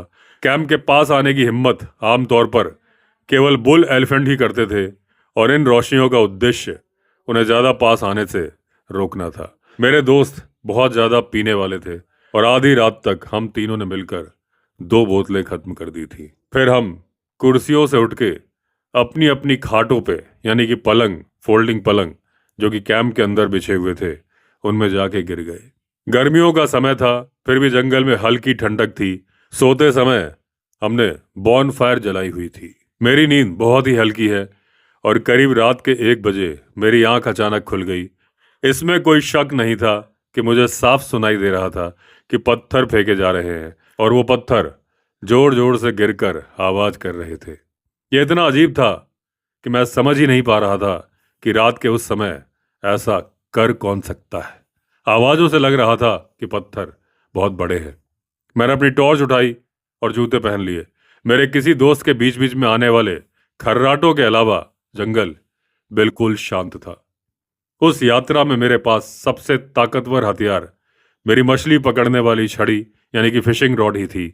मैं बंदूक लाया ही नहीं था और मुझे लगा कि इस स्थिति में उसका कोई खास उपयोग होगा भी नहीं। मैं अभी भी अपनी खाट पर बैठा था और टॉर्च की रोशनी उस दिशा में डाल रहा था जहां से आवाज आ रही थी। तभी मैंने देखा कि इमली के पेड़ के पीछे से झाड़ियां हिली और वहां से एक हाथी बाहर निकला। वो पूरी तरह से बड़ा नहीं था, आधा वयस्क हाथी था, और शायद इसीलिए वो देखना चाह रहा था कि हम लोग कौन हैं और यहाँ पर क्यों हैं। उसने मेरी टॉर्च की रोशनी को पूरी तरह से अनदेखा कर दिया और हमारी तरफ बढ़ने लगा। अपनी खाट पर लेटे हुए मैं उस बुल एलिफेंट को धीरे धीरे पास आते हुए देख सकता था। परछाइयों के कारण वो बहुत बड़ा लग रहा था, लेकिन मुझे कोई घबराहट नहीं हुई। मुझे इस बात की थोड़ी सी हैरानी जरूर थी कि सिर्फ 15 फुट की दूरी पर वो हाथी हमारी गंध सूंघ सकता था, फिर भी वो भागा नहीं। मेरे मन में हमेशा से यह विश्वास रहा था कि एक दिन मैं जंगल में मरूंगा, वो भी किसी हाथी के पैरों तले कुचलकर। और अब मुझे ऐसा लग रहा था कि वो समय आ चुका है। क्योंकि हम वैसे भी मरने वाले थे, तो मैंने सोचा कि अपने दोस्तों को भी ये देखने का मौका दे दूं कि उनकी मौत किस तरह से और किसकी वजह से होने वाली है। मानो मैं उनको आखिरी इच्छा पूरी करने का मौका दे रहा हूं, हालांकि उनकी अनुमति के बिना ही। मैंने झुककर जीन और बंटी को हल्के से कोहनी मारकर जगाने की कोशिश की, जो जमीन पर सो रहे थे। वो जल्दी ही जाग गए। जंगल में मेरे साथ समय बिताने से उन्हें बिना ज्यादा कोशिश के जागने की आदत हो गई थी। हाथी उनकी तरफ नहीं देख रहा था, लेकिन वो उसकी आकृति साफ देख सकते थे। ये दृश्य बिल्कुल भी दिलासा देने वाला तो नहीं था, क्योंकि वो दोनों डर के मारे कांपने लगे। मुझे नहीं लगता कि वो ठीक ठीक समझ पा रहे थे कि ये सपना है या फिर सच्चाई। खुशकिस्मती से वो बुल एलिफेंट अपनी जांच पड़ताल से संतुष्ट होकर झाड़ियों की तरफ चला गया। तब तक थंगा वेलू भी उठ चुका था और उसने जल्दी से आग में और मिट्टी का तेल डाल दिया। एक और बड़ी आग जला दी ताकि उस रात कोई दूसरा मेहमान ना आए। जीन ने कहा कि इस घटना के पास उसके पास खुद को हल्का करने के अलावा कोई विकल्प नहीं बचा था और वो झाड़ियों की ओर चला गया। तभी अचानक कान फोड़ देने वाली चिंगाड़ सुनाई दी। हाथी जीन से 10 फीट से भी कम दूरी पर था। वो दौड़कर वापस आया और उसी दौरान हमने देखा कि 2 नर हाथी अपनी अपनी सूंड बाहर निकाले हमारी तरफ दौड़ते हुए आ रहे थे। फिर वो दोनों आग से बचते हुए एक तरफ मुड़ गए और जोर जोर से चिंगाड़ते हुए भाग गए। ये दिलचस्प बात थी कि वो बुल एलिफेंट सचमुच हमारे पास आया, थोड़ी देर तक जांच पड़ताल करता रहा और फिर चला गया, लेकिन दूरी से हमें देखता रहा। मैं उसका आभारी हूं कि उसने हम पर हमला नहीं किया, क्योंकि उसके पास ऐसा करने के पूरे मौके थे। फिर भी उसने ऐसा नहीं किया। मुझे ये जानने की उत्सुकता थी कि पिछली रात जो मैंने आवाज़ सुनी थी उसका कारण क्या था। सुबह मैंने खुद ही इसका पता लगाने की कोशिश की। यह अजीब बात थी, लेकिन बुल एलिफेंट पेड़ पर टंगी हैरिकेन लालटेन से परेशान हो गया और उस परेशानी को दूर करने के लिए वो पत्थर फेंक रहा था। संगम जाने के लिए जिन लोगों के साथ मैं नियमित रूप से जाने लगा था, उनमें टाइनी सेडन, बाबा कैरियप्पा और चिप्पी ब्रिग्स शामिल थे। मैंने मछली पकड़ना टाइनी से सीखा था और मैं बहुत जल्दी सीखने वाला था, यानी कि मेरा ग्रास्पिंग पावर बहुत अच्छा था। हर शुरुआती मछली पकड़ने वाले की तरह से मैंने भी शुरुआत में स्पिनिंग रील का इस्तेमाल किया। मैंने कोशिश और गलती से सीखना जारी रखा और जब कई बड़ी मछलियां, खासकर महासीर, हाथ से निकल गई तो मैंने बेट कास्टिंग रील इस्तेमाल करना शुरू किया। इससे मुझे ज़्यादा लचीलापन और नियंत्रण मिला, खासकर तब जब मैं गहरे पानी में रहने वाली बड़ी मछलियों को पकड़ने की कोशिश करता था। संगम के आसपास मैंने 100 से भी ज़्यादा मछलियां पकड़ी होंगी। इनमें से कई 50 पाउंड या उससे ज़्यादा की थी। सबसे बड़ी मछली तो 104 पाउंड की थी, जिसका जिक्र मैं पहले भी कर चुका हूँ। हर स्वाभिमानी मछुआरे की तरह मैं भी दावा करता हूँ कि मैंने इससे भी बड़ी मछलियों से लड़ाई की है, बस उन्हें किनारे तक नहीं ला पाया हूँ। कौशल की बात करें तो मैं जानता हूँ कि अपने कई समकालीन मछुआरों से मैं कमतर हूँ, जैसे कि एरिक, जिसकी कला असाधारण थी, लेकिन शिकार की तरह मछली पकड़ने में भी मैं बेहद किस्मत वाला रहा हूँ। सच कहूँ तो चाहे यह थोड़ा सा घमंडी लगे, लेकिन मैं कई लोगों के लिए भी बहुत ज्यादा भाग्यशाली साबित हुआ हूँ जो कि मेरे साथ मछली पकड़ने गए थे। मेरे साथ, खासकर संगम में, पहली बार जब मैं अपने मित्र सुधीर को एंगलिंग के लिए लेके गया था, यानी कांटे से मछली पकड़ना, तो उसने पकड़ ली 47 पाउंड की महासीर मछली। एंगलिंग में 2 तरह की अलग अलग कौशल की जरूरत होती है। पहला कौशल है चारे को संभालना, अपनी लाइन को कैसे फेंकना है और इसके लिए धैर्य रखना। ये बात समय के साथ सीखी जा सकती है। दूसरा और कठिन हिस्सा है मछली से खेलना, यानी जब आपकी लाइन के अंत में मछली फंस जाती है तो उसे कैसे नियंत्रित किया जाए। यही वास्तव में किसी व्यक्ति के कौशल और सहन शक्ति की असली परीक्षा होती है। पिछले कई वर्षों में मैंने एंगलिंग यात्राओं के लिए एक निश्चित कार्यक्रम बना लिया था। मेरी राय में सूर्योदय और सूर्यास्त मछली पकड़ने के लिए सबसे अच्छे समय होते हैं, इसलिए उसी हिसाब से 2 दिन की योजना हम बनाते थे। हम सुबह जल्दी 1 कप चाय पीकर निकल पड़ते थे।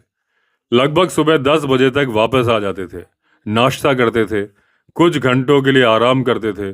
फिर दोपहर 1 बजे हम उन जगहों पर जाते जहां मुरेल मछली मिलती थी। एक जगह वो थी जो कि मैंने मोसाल हल्ला के ऊपर खोजी थी, जहां छोटे छोटे चट्टानी द्वीप बहुत थे। वहां से हम लगभग 10 किलोग्राम मुरेल पकड़ कर लाते, उन्हें तल कर खाते। ये मछली हमारे गर्मा गर्म लंच के साथ परोसी जाती, जिसे हमारे रसोइये थंगा वेलू ने तैयार किया होता था। इसके बाद हम 1 घंटे की झपकी लेते, फिर चाय पीते, फिर बाहर निकलते और कोशिश करते कि शाम 7:30 बजे तक वापस आ जाए। अगली सुबह की दिनचर्या भी लगभग ऐसी ही होती थी। थंगावेलु और बाकी रसोइये भी हमारे साथ होते, क्योंकि वो अक्सर बंदरों और शरारती जानवरों से रसोई का सामान बचाने में हमारी मदद करते। कैटफिश पकड़ने के लिए हमें WASI के नियमों की जरूरत नहीं पड़ती थी। जैसे ही कैटफिश पकड़ी जाती, हम उसकी तस्वीर लेते और फिर उसे छोड़ देते। हमारे खाने की थाली में ज्यादातर छोटी कैम्प फिश, तिलापिया और बाकी छोटी मछलियां ही आती थी। हम कैंप साइट पर हर मछली को बहुत ही सरल तरीके से पकाते थे।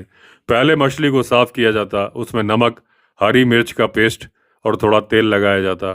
फिर उसे गीले अखबार में लपेटा जाता। यह अखबार धीरे धीरे पकाने में मदद करता था। उसके बाद उसे छोटे अलाव के नीचे दबाकर रख दिया जाता था। अखबार को बड़े ध्यान से देखना पड़ता था कि कहीं वो जल ना जाए।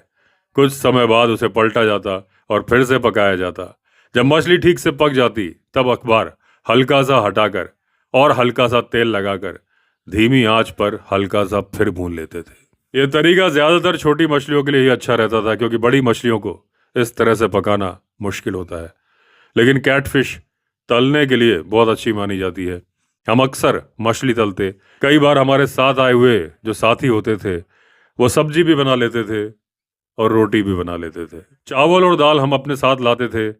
बोलैया अचार भी लेकर आता था। हालांकि मुझे मछली बहुत पसंद थी, लेकिन कभी कभी जंगल में शिकार करके कुछ पकाने का मन करता था। जंगल में हमें अक्सर हिरन या जंगली मुर्गा मिल जाता था, जो मांस बच जाता था। वो आसपास के चोट्टा सुबह और बोलिया के परिवारों को दे दिया जाता था। संगम में ठहरने के बाद हम उस जगह की शांत और अद्भुत प्राकृतिक सुंदरता का भी बहुत आनंद लेते थे।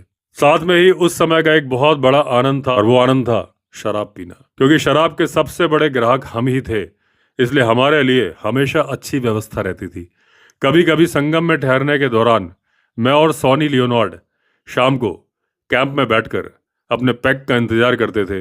एक बार हम कैंप में बैठे अपने पैक पी ही रहे थे कि अचानक एक आदमी तेजी से भागता हुआ आया और उसने बताया कि पास ही एक खतरनाक घटना घटित हुई है। थंगावेलु, जिसने अपनी ब्रांडी का हिस्सा खत्म कर लिया था, जल्दी ही हमारे साथ आकर मिला। वो किसी सर्कस के कलाबाज के जैसा था। अगर हम किसी हादसे का इंतजार कर रहे थे तो हमें निराशा नहीं हुई। उन दो बेवकूफ़ों ने अपनी छलांगों का समय इतना सटीक कर रखा था कि एक पल के लिए वो हवा में ही टकरा गए और फिर नीचे जलती अंगारों में गिर पड़े, जिससे उन्हें जलने की चोटें आई। हम सब ने एक मत होकर माना कि शायद चोट खाने का ये सबसे मूर्खतापूर्ण तरीका था। उसी कुख्यात घटना की याद में हमने एक वाक्य गढ़ लिया, डोंट डू अ थंगावेलु, जिसे हम आगे की यात्राओं में तब कहते थे जब लगता था कोई व्यक्ति मूर्खता की ऊंचाइयों को छूने वाला है। हालांकि थंगावेलु एक अच्छा रसोइया था, लेकिन तली हुई तीतर फ्राइड पॉटरीज बनाने में वो उतना माहिर नहीं था। ये पकवान मेरी आखिरी संगम टोली का पसंदीदा पकवान था, जिसमें सुधीर, जिमी और रवि शामिल थे। जब हम जंगलों में जाते थे तो तीतर का शिकार कर लेते थे, लेकिन अचानक जरूरत पड़ने पर हमें रसेल मार्केट के स्टॉक पर निर्भर रहना पड़ता था। सुधीर इस पकवान को बनाने को बहुत ही गंभीरता से लेता था। पहले तीतर को साफ किया जाता था, फिर कुछ समय के लिए नमक के साथ प्रेशर कुकर में पकाया जाता। उसके बाद उसे निकालकर अमूल मक्खन में डुबोया जाता और फिर धीमी आंच पर प्याज और काली मिर्च के साथ तला जाता। चाहे किराने का सामान हो या फिर कोई और चीज, हर चीज के लिए योजना बनानी पड़ती थी, और ये काम वही कर सकता था जिसकी नज़र बारीकियों पर हो।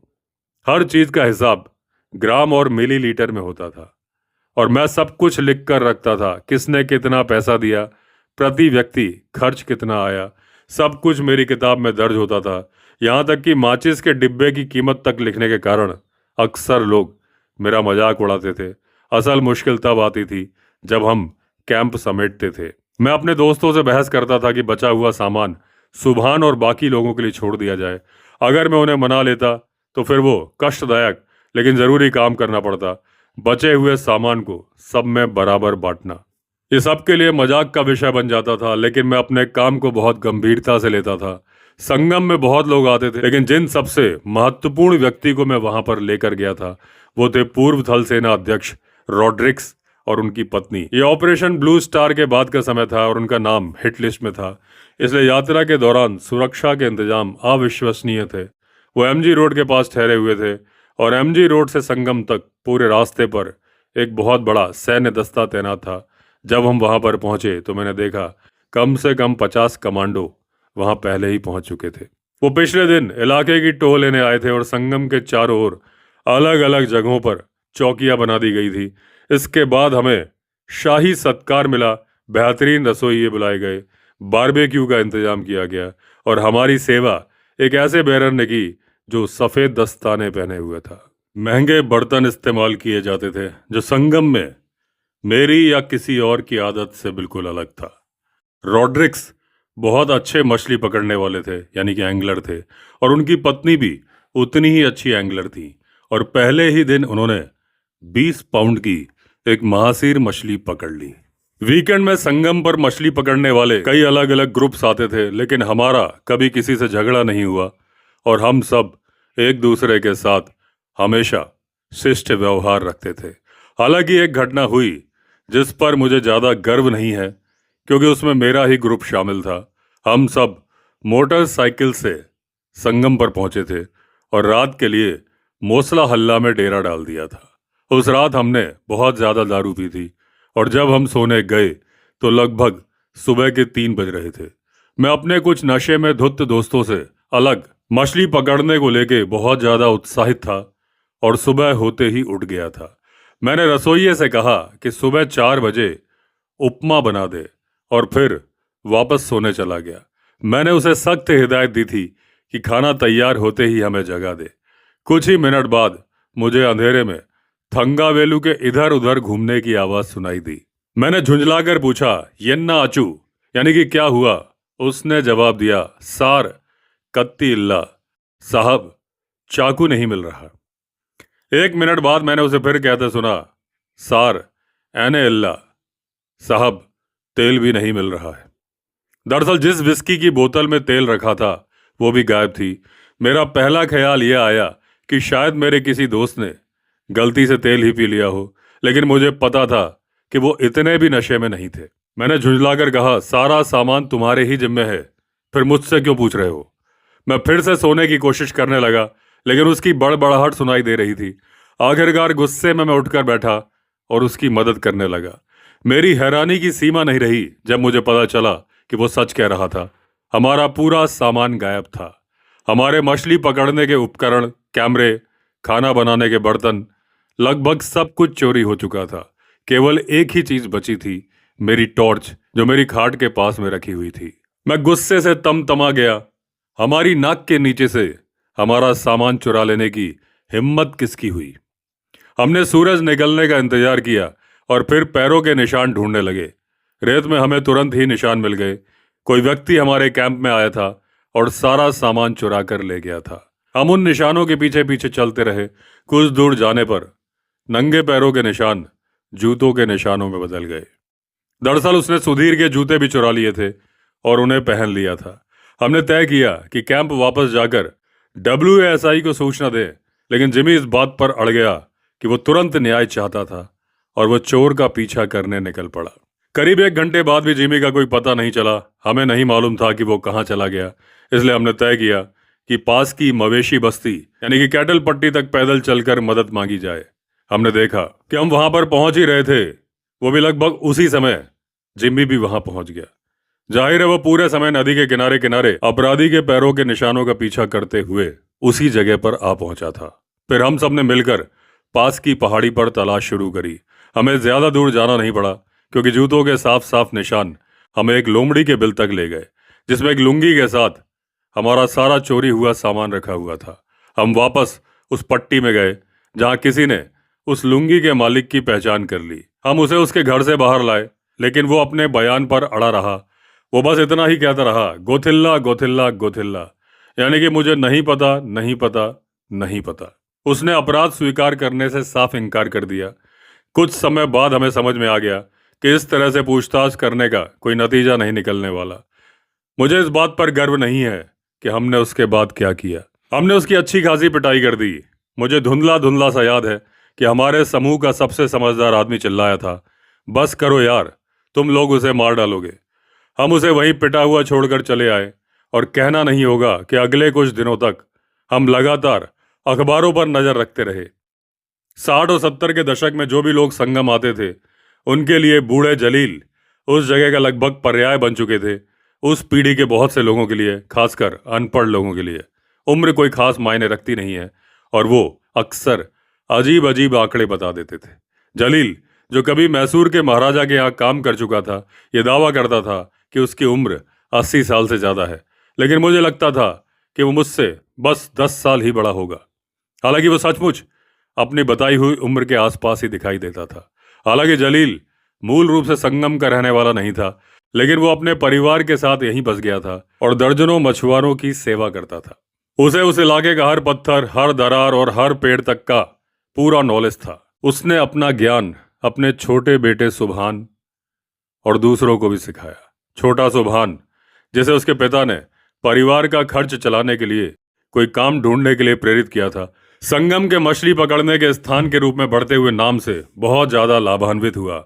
उसने भी वहां आने वाले लोगों के बीच अपनी अच्छी पहचान बना ली और बहुत लोकप्रिय हो गया। फिर बड़ा सुभान भी था, जो कैंपसाइट और बोलेया में रसोइये का काम करता था। इस तरह से ये चारों मिलकर एक दिलचस्प लेकिन बेहद कुशल टीम बनाते थे। उनके बिना संगम और मेघधातु में मछली पकड़ना भारत ही नहीं बल्कि दुनिया भर से आने वाले सैकड़ों मछुआरों के लिए यादगार नहीं होता। शुरुआत में इन्हीं लोगों को WASI द्वारा उस लगभग 25 किलोमीटर लंबे इलाके की गश्त के लिए रखा गया था, क्योंकि उन्हें उस क्षेत्र की पूरी जानकारी थी। संगम की खासियत यह थी कि वहां आने और जाने का सिर्फ एक ही रास्ता था, इसलिए कोई भी व्यक्ति नदी से आए बिना उस इलाके में चोरी छिपे घुस नहीं सकता था। शुरुआती दिनों में इन लोगों पर कुछ शिकारी तस्करों के साथ मिलीभगत होने का भी शक किया जाता था, लेकिन धीरे धीरे उन्हें समझ में आ गया कि अगर वो अपने गलत तरीकों को छोड़ दें और लाइसेंस प्राप्त मछुआरों के लिए सहायक के रूप में काम करें तो जोखिम कम होगा, कमाई ज्यादा होगी। इसके अलावा उन्हें अच्छी खासी टिप भी मिल जाती थी। हालांकि शुरुआती दिनों में उन्होंने हड़ताल भी की थी। उसके बाद उनकी तनख्वाह 200 रुपये से बढ़ाकर 400 रुपये महीना कर दी गई थी, जो उन दिनों के हिसाब से काफी बड़ी बढ़ोतरी थी। जलील अब बूढ़े हो गए थे और पहले की तरह काम नहीं कर पाते थे। वे अक्सर संगम के उन लोगों के घरों में जाते जिनकी उन्होंने कभी मदद की थी, लेकिन कई बार उन्हें वापस लौटा दिया जाता।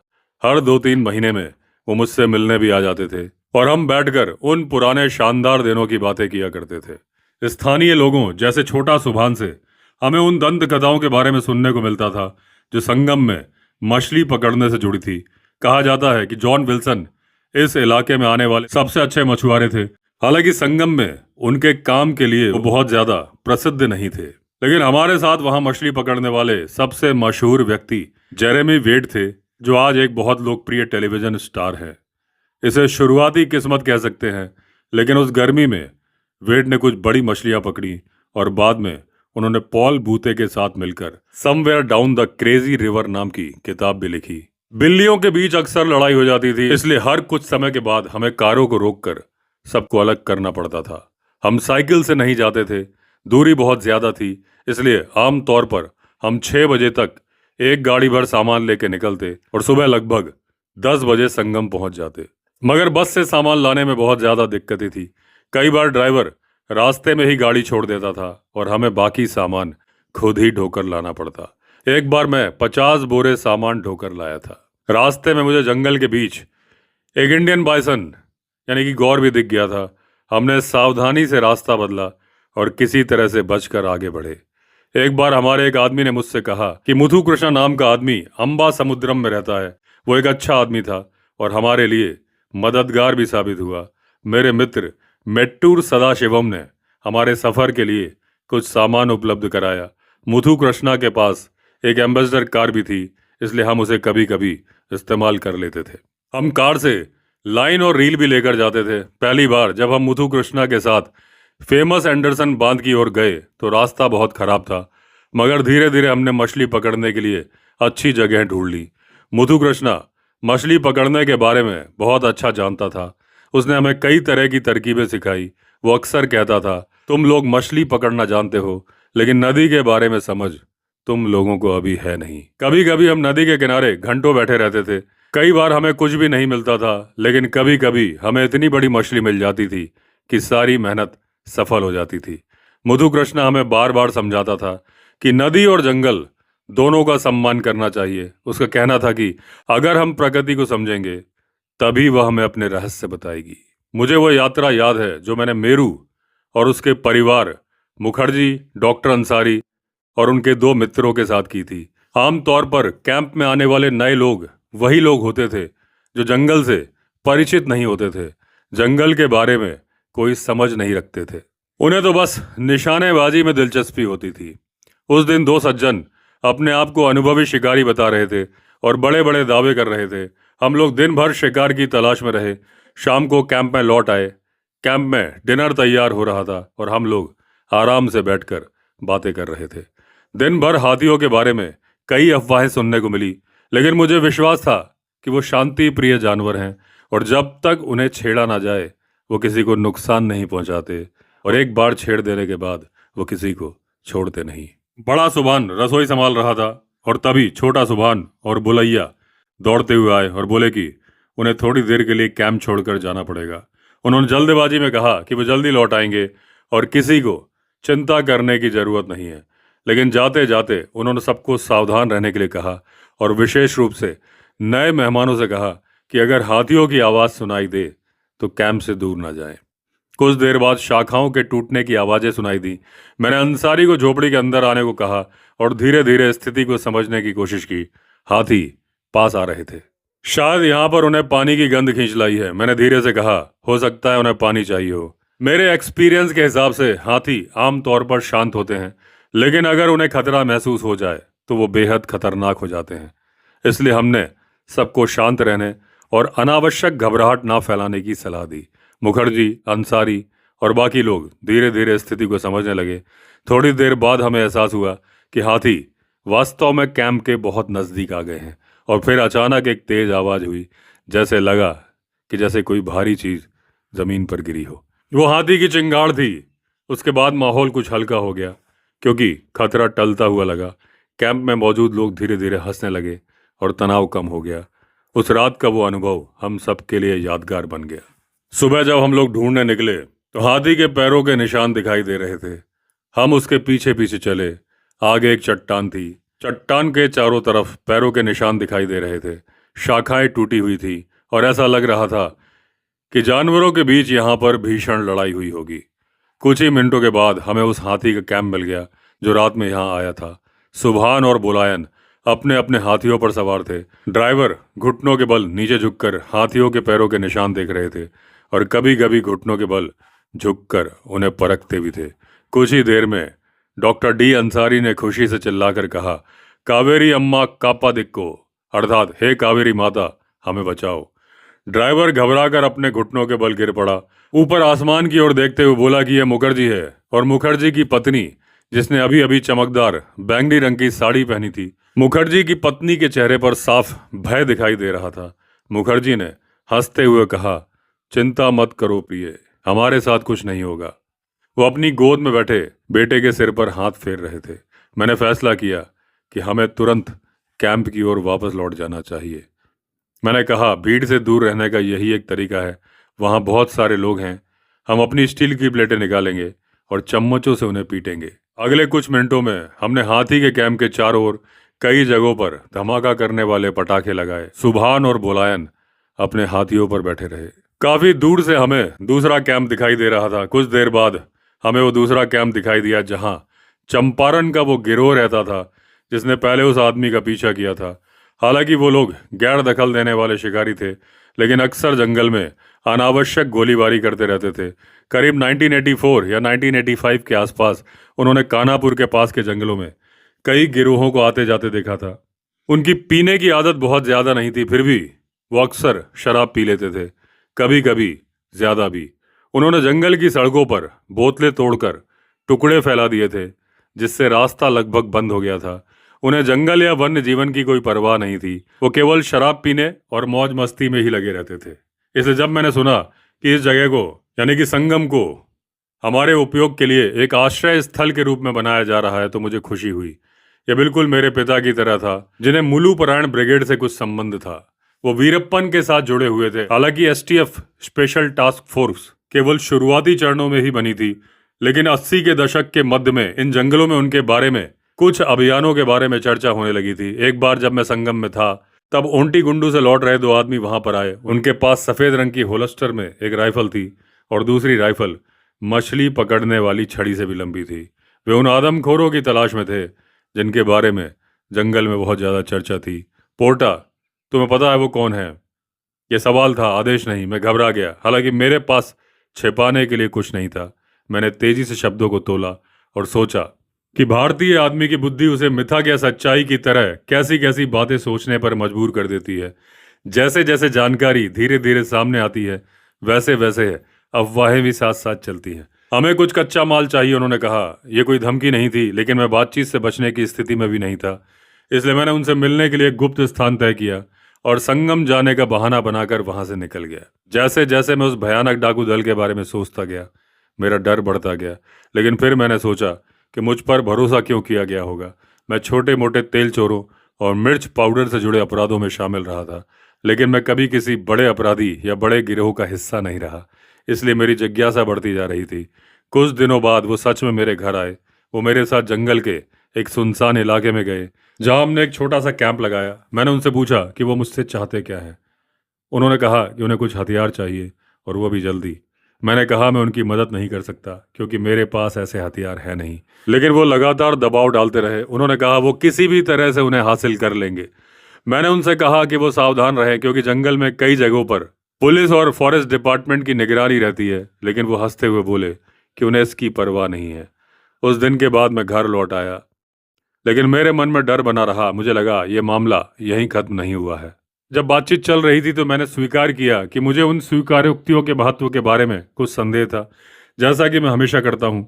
मैं उठकर खड़ा हो गया और जाते जाते प्रक्रिया शुरू कर दी। वो व्यवहारिक रूप से इतना समझदार भी नहीं था कि बीच में टोक सके, लेकिन मैं उसके सिर के भीतर उठ रहे सवालों को सुन सकता था। बड़ा सुभान और उसका साथी अवैया दाल मिर्च पाउडर और कुछ सामान लेकर आए थे। उन्हें अपनी शॉल में बांधकर सिर पर उठाए हुए थे। आदमी ने बड़ा सुभान और मुझे देखा, फिर चिली पाउडर, बाकी सामान को देखा, फिर कुछ देर तक अपने सिर को खुजलाते हुए हमें देखता रहा।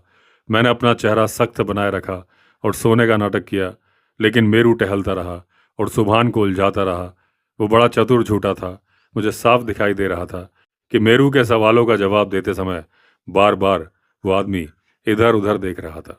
एसटीएफ वहाँ कोई बाहरी नहीं थे। उन्हें पता था कि उन इलाकों के लोग अंदर के लोगों के अलावा किसी और से बात नहीं करते। वे पुलिस को भी अपना घर इग्लूपुरा के बाहर रहने वाली जाति मानते थे। इसलिए सच में वीरप्पन के गिरोह के सदस्यों के बारे में जानकारी पाने के लिए मेरे सुझावों के अनुसार काम कर रहे थे। भाग्य से वो हमेशा बहुत ऊंची आवाज में वीरप्पन के गिरोह के बारे में जानकारी मांगते थे। वो हमेशा किसी न किसी बहाने से आते जाते रहते थे। मैंने सचमुच वीरप्पन के ठिकानों के बारे में बहुत कुछ सुना था, लेकिन अगर मैं वो जानकारी दे देता तो इससे मुझे परेशानी ही होती। वीरप्पन बहुत चालाक था और उसे जानकारी मिल जाती कि मैं पुलिस का मुखबिर हूँ, वो मुझे ही नहीं मेरे पूरे परिवार को मार डालते। इसलिए मैंने एसटीएफ की मदद की, लेकिन इस तरह कि मेरी जानकारी बाहर ना आए। मैंने उन्हें जंगलों में अपने एंग्लो इंडियन दोस्तों के साथ बिताए हुए दिनों के बारे में भी कुछ कहानियां सुनाई और हंसते हुए कहा, डॉन एंडरसन की एक किताब में पढ़ा था कि कोई व्यक्ति चट्टान से पानी निकाल सकता है, लेकिन किसी से जानकारी नहीं निकाल सकता। तो दोस्तों, इसी के साथ खत्म हुई डोनाल्ड एंडरसन की माई हॉन्ट्स पार्ट 2। अगर आपने चैनल सब्सक्राइब नहीं किया है तो चैनल सब्सक्राइब कर लीजिए। चलिए फिर मिलते हैं, तब तक के लिए all the best. Vande Mataram.